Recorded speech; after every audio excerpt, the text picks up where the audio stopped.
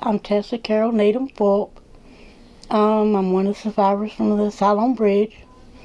The Judy and Andrea, the mother and daughter that got killed in it, was my mom and sister. We fell off from the Yakin side. If I remember right, we were like the second car in. We were coming home, you couldn't see nothing. You didn't see the front of hardly see the front of the vehicles. I don't remember if it was Daddy or Mama. One said that they couldn't see the bridge. The other one said, well, it's got to be there. And about that time, the front wheels dropped off and the back end of the truck flipped upside down. And then I started feeling the water coming up. I heard Daddy holler. I went to his voice. We walked back up the Yakin side to get help. The river was so high that when we went off, we went under. And neither one of us knew how to swim, but somehow or another we managed to make it to the side of the river. When we come back, they found Mama in the top of the truck where it was upside down. She was gone. My sister had floated down the river. They found her the next morning or the next day, about a mile down the river. She was in the brush on the side of the river.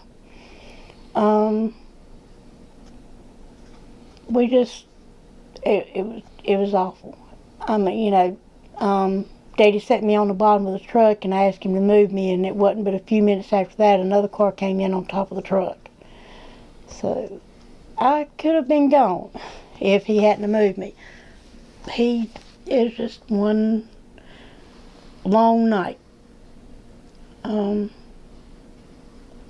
than that, I can't really tell you much really other than that. I just remember going off, or, my sister, she was asleep in my mom's arms. I was sitting in the middle. I know for years after that, Daddy stayed extremely busy. This May will be 2 years that he's been gone. How old were you at the time? I was 8. I turned 9 in June after it. I really wasn't thinking much of anything, really.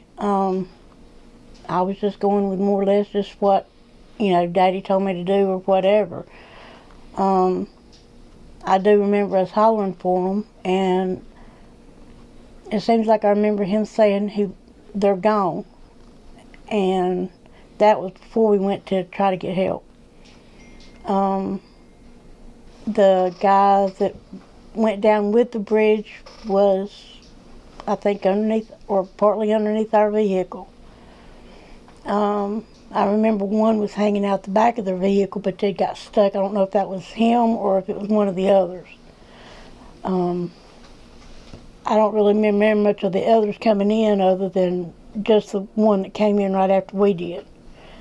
I don't remember much of the others because they probably fell in while we were gone to go get help. But yeah, it was extremely foggy that night. And to this day, when it's foggy, I freak out driving.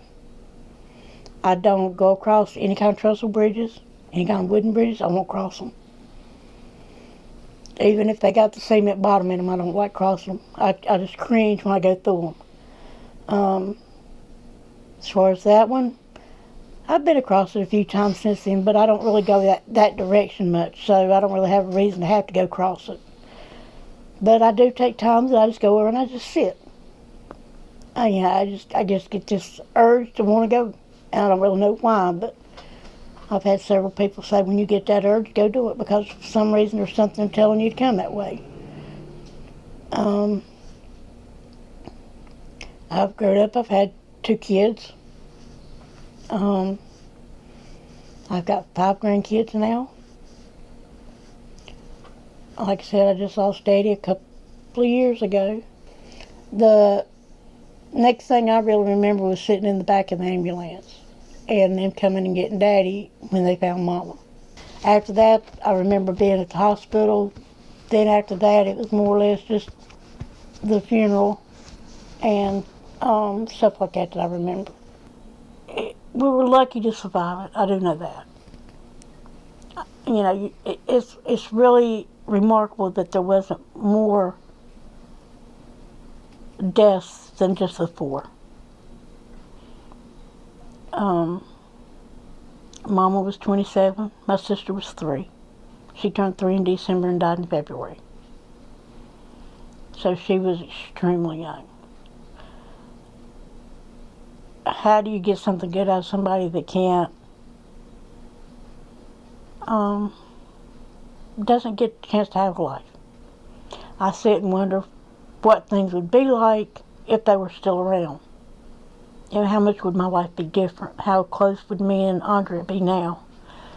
Or what would mine and Mom's relationship be now if they were here? I knew it was getting close, but I didn't really realize it had been 50 years. It's like, where'd time go? Which with me being 58, that would be common sense, but, you don't think about it that way.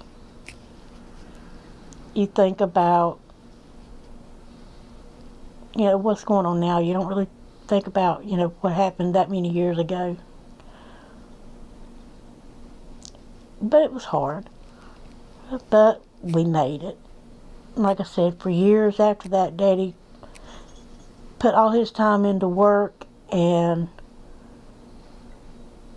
I didn't really see a lot of him other than getting ready to go to work and getting ready to come home, because he felt like it was his fault that Mama and Andrea died, because he was the one driving. And I can understand that, but yet at the same time it wasn't, because it was just an accident. But I can see where he would feel that way, because I would probably feel the same way if I'd have been the one behind the wheel. But it's just, I really don't know what to say about it. It was just heart-wrenching for everybody. You couldn't see nothing. You hardly seen the front of your vehicles. We had been to my great-grandmother's in Jacksonville, or in Courtney, actually, is where it was at. And that's where we were coming home from that night. And we lived here. There was a trailer next to the house here. That's where we lived at. So I've always been on this property, except for maybe about 6 years.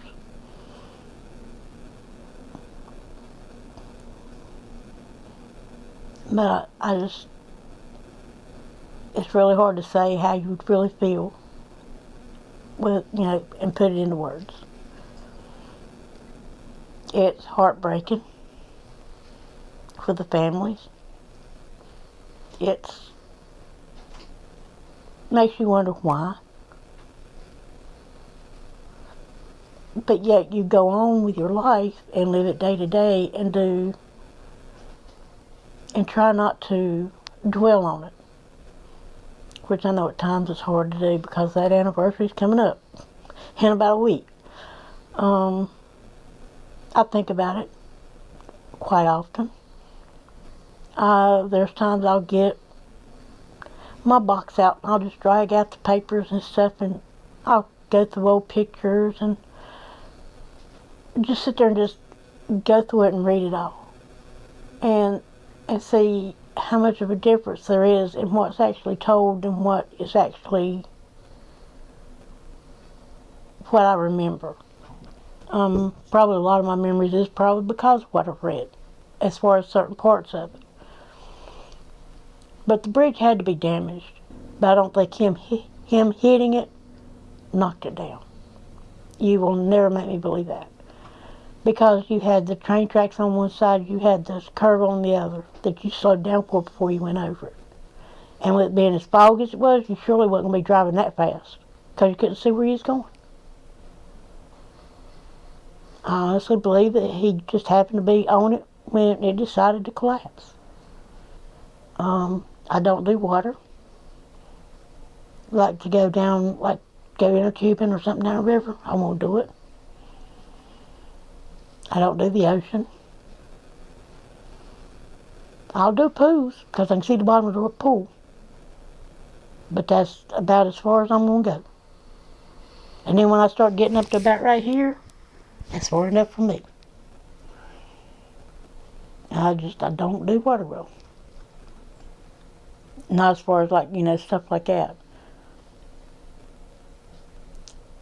It's just, It's hard to believe that it really happened. It's hard to put it into words how something like that could happen.